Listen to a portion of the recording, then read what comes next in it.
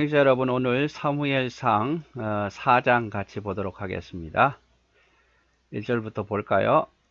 자, 사무엘의 말이 온 이스라엘에 전파되니라. 자, 사무엘의 말이 온 이스라엘에 전파됐다는 것은 그만큼 사무엘의 말이 백성들에게 영향을 끼쳤다 이 말이죠. 점점 하나님께서 함께 해주시니까, 사무엘의 말이 땅에 떨어지지 않게 해주시니까, 또 사무엘 역시 하나님의 말씀을 전파하니까 하나님이 사무엘을 높여주신 것이죠. 그래서 사무엘의 말이 온 이스라엘에 영향을 끼쳤더라. 이스라엘은 나가서 블레셋 사람과 싸우려고 에벤에셀 곁에 진치고, 블레셋 사람들은 아벡에 진을 쳤더니, 그때에 어려운 일이 생기죠. 사무엘을 통해서 백성들에게 말씀이 전파돼서 좋아지는가 싶더니 이제 블레셋 사람들이 쳐들어오게 됩니다. 그래서 블레셋은 이스라엘은 에벤에셀에 진을 치고 블레셋은 아벡에 진을 쳤더라. 그래서 블레셋은 이렇게 아벡에 진을 치고 이스라엘은 에벤에셀에서 진을 쳤더라. 첫 번째 전쟁에서 패하죠. 패합니다. 이 블레셋은요, 블레셋은 저기 있군요. 블레셋은 이런 도시예요. 블레셋. 그래서 삼손 때에도 이스라엘을 엄청 괴롭혔고, 계속해서 사사시대에 이스라엘을 가장 괴롭힌 나라가 블레셋이고, 사무엘 때도 이스라엘 가장 괴롭혔던 나라가 블레셋이고, 또 심지어 다윗 초기에 가장 다윗을 괴롭혔던 사람들이 바로 블레셋입니다. 사울왕 때도 그렇고요. 그래서 이 블레셋은 이 지중해를 끼고 있고, 바다로도 해상 무역을 할 수 있었고, 밑으로는 애굽이죠. 지금 어느 지역이겠습니까? 이스라엘에? 지금 한참 지금 이스라엘과 전쟁 중인 가자지구죠. 가자지구. 여기가 가자지구입니다. 그래서 이스라엘을 늘 괴롭혔던 블레셋, 사사시대에도, 그리고 이제 사무엘이 잘 된다는 그 말을 듣고 또 쳐들어온 거예요. 그래서 한번 혼내줘야 되겠다 싶어서 블레셋은 아벡에 진을 치고 이스라엘은 에벤에셀에 진을 쳤더라. 블레셋 사람들이 이스라엘에 대하여 전열을 벌이니라. 그 둘이 싸우다가 이스라엘이 블레셋 사람 앞에서 패하여 그들에게 전쟁에서 죽임을 당한 군사가 4,000명 가량이었더라. 첫 번째 전쟁에서 이스라엘이 패합니다. 블레셋 사람들에게 패해서 4,000명가량 죽게 되는 거죠. 그래서 이제 가나안 정복 이전에 블레셋은 서쪽 지중해를 중심으로 있었고 이스라엘이 정복하지 못했다. 그렇죠? 이 땅이 원래 유다 땅이거든요. 유다 땅은 이 땅을 정복하지 못했습니다. 정복하지 못했어요. 워낙 이 블레셋이 강한 민족이거든요. 그리고 사사시대에 이스라엘을 끊임없이 괴롭혔다. 삼손의 이야기를 보면 들릴라나 다 삼손이 좋아했던 여자가 블레셋 여인 아니었습니까? 사울왕이 블레셋에게 죽게 되죠. 그리고 다윗 초기에도 가장 많은 전투를 한 족속이 바로 블레셋입니다. 블레셋. 자, 첫 번째 전투에서 이스라엘이 약 한 4,000명까지 죽었죠. 4,000명 죽었고, 그래서 이제 다시 또 전열을 가다듬고 또 싸우려고 하는데, 백성이 진영으로 돌아오며 이스라엘 장로들이 이르되, 여호와께서 어찌하여 우리에게 오늘 블레셋 사람 앞에서 패하게 하였는고? 곰곰이 생각해 보는 거죠. 왜 하나님 백성이 이스라엘 블레셋 사람에게 패했는가 생각해 보니까 뭐가 있습니까? 여호와의 언약궤를 실로에서 우리에게로 가져다가 우리 중에 있게 하여 그것으로 우리 원수의 손에서 구원하게 하자 생각해 보니까, 아하, 하나님께서 우리와 함께 가지 않았었구나. 여호와의 언약궤를, 그 안에 십계명과 만나와 또 아론의 쌍난 지팡이가 들어있죠. 그것을 우리가 가지고 가자. 그러면 하나님 우리와 함께 하니까 우리가 전쟁에서 승리할 거다 이렇게 생각을 한 거죠.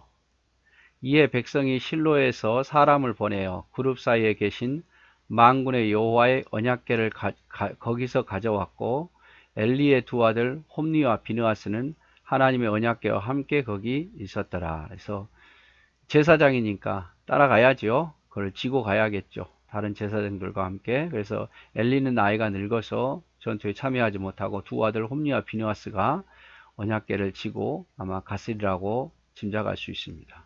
전쟁터에 나간 거죠. 전쟁터에 이렇게 언약궤를 가지고 나갑니다. 그럼 어떻게 쓸까요, 이제? 자, 보십시오. 이스라엘 백성은 법궤가 없어서 패했다고 생각했죠. 그래서 법궤가 있으니까 이제 우리는 이길 수 있다. 근데 이것은 이스라엘이 패한 원인은 하나님께 범죄했기 때문이에요. 범죄했기.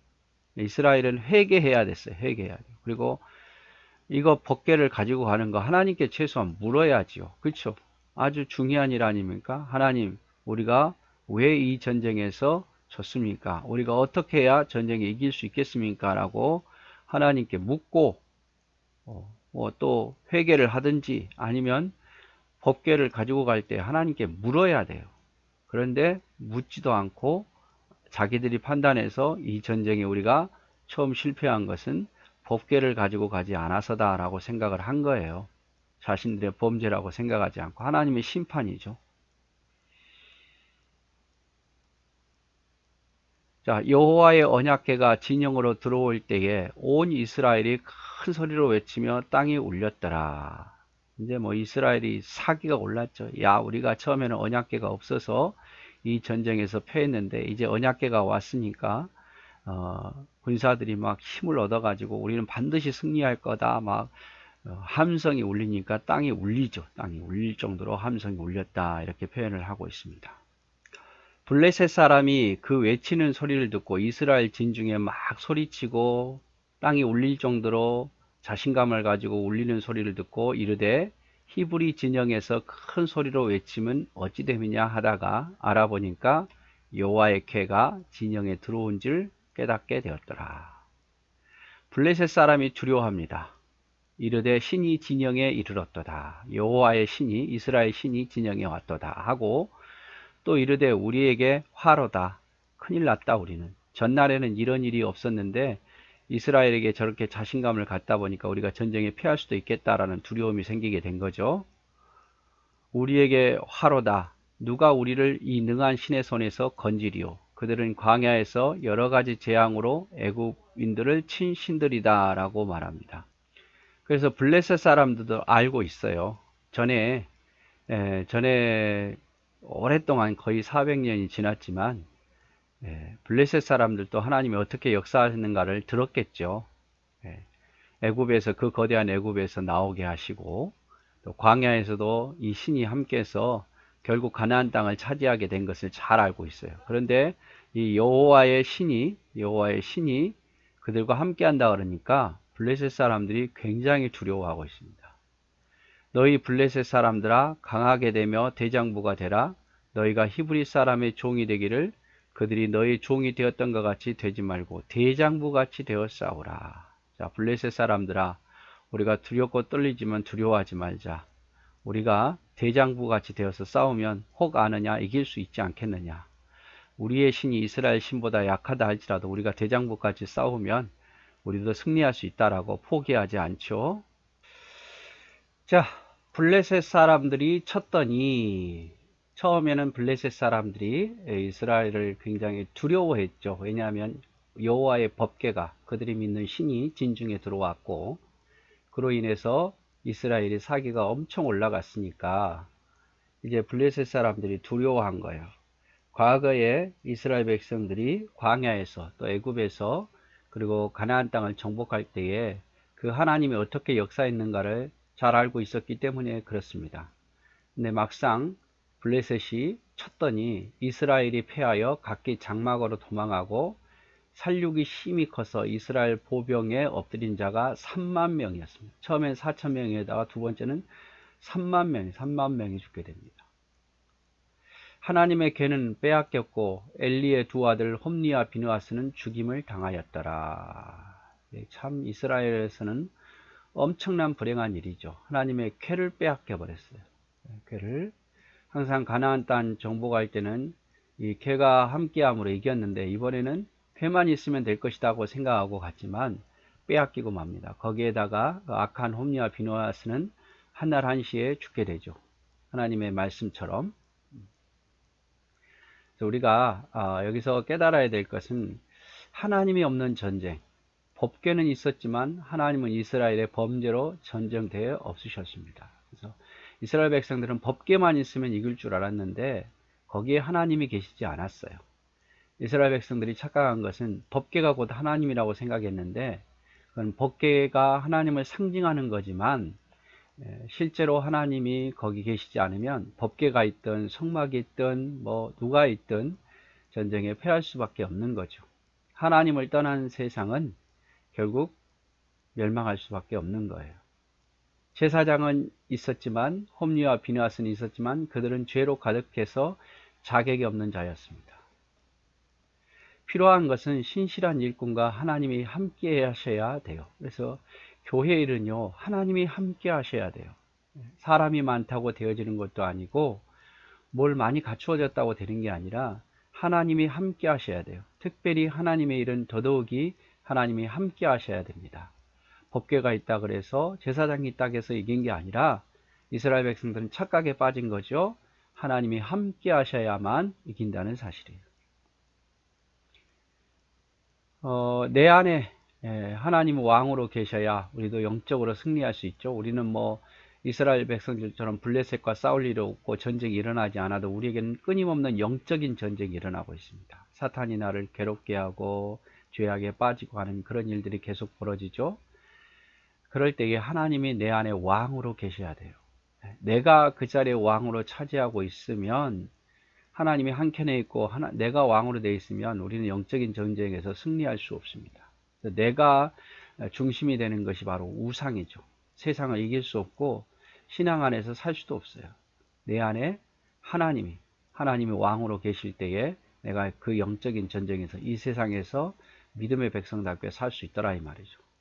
또 내 안에 죄를 물리쳐야 합니다. 죄가 이 안에 있으면 안 되고 그것이 죄라고 생각하면 그것을 물리쳐야 돼요. 그걸 사탄아 물러가라 하면서 내 죄를 회개하고 죄가 없도록 해야 내가 영적인 전쟁에서 승리할 수 있습니다. 그래서 가장 중요한 것은 하나님이 내 왕으로 내가 죄를 물리칠 수 있는 제일 좋은 방법은 늘 말씀을 곁에 두는 거예요. 그리고 늘 하나님께 기도하는 거예요. 이것이 가장 좋은 방법이에요. 그리고 교회를 가까이 하고 예배를 가까이 할 때 내가 영적으로 승리할 수 있는 방법입니다. 많은 사람들이 현상만 봐요. 그냥 교회 다닐 때 여러분 무엇에 관심이 있습니까? 교회 다니면서 어떤 것에 관심이 있습니까? 교회 몇 명 모이는가? 교회가 얼마나 갖추어져 있는가? 이런 여러분 외부적인 것에 대해서 관심보다도 그거보다 더 중요한 것은 내 안에 하나님이 왕으로 계셔야 되고 내가 거룩한 모습을 유지해야 되고 그러기 위해서 하나님 말씀과 기도에 좀 관심을 갖고 있어야 돼요. 많은 그리스도인들이 너무 하나님 말씀과 기도를 멀리하고 살아요. 관심이 없어요. 그냥 일주일에 한 번 설교 들은 것으로 끝나버려요. 그런데 그러지 말고 일주일에 한 번 설교 든 것도 못 들으면 2주에 아니면 한 달에 한 번이나 하나님의 음성 듣잖아요. 그러니까 늘 성경을 곁에 둬야 돼요. 그건 여러분에게 정말 말씀드리고 싶어요. 성경을 늘 곁에 두세요. 그리고 늘 하나님 앞에 기도하세요. 회개의 기도, 소원의 기도 할 거 얼마나 많습니까? 아침 저녁으로 5분이라도 꼭 기도하고 시작하고 기도하고 마치세요. 그리고 성경을 꼭 한 장이라도 읽고 그 말씀 속에서 하나님의 음성을 들으세요. 그래야 내가 영적 전쟁에서 승리할 수 있고 내가 무너지지 않을 수 있는 방법입니다. 이스라엘 백성들이 이게 없었죠. 죄악을 갖고 있으면서도 법궤만 있으면 승리하겠다고 생각하는데 그들의 죄악 때문에 법궤가 있은들 하나님이 함께하지 않는 전쟁은 승리할 수가 없었습니다. 오늘은 여기까지 같이 보도록 하겠습니다. 오늘도 고생하셨습니다.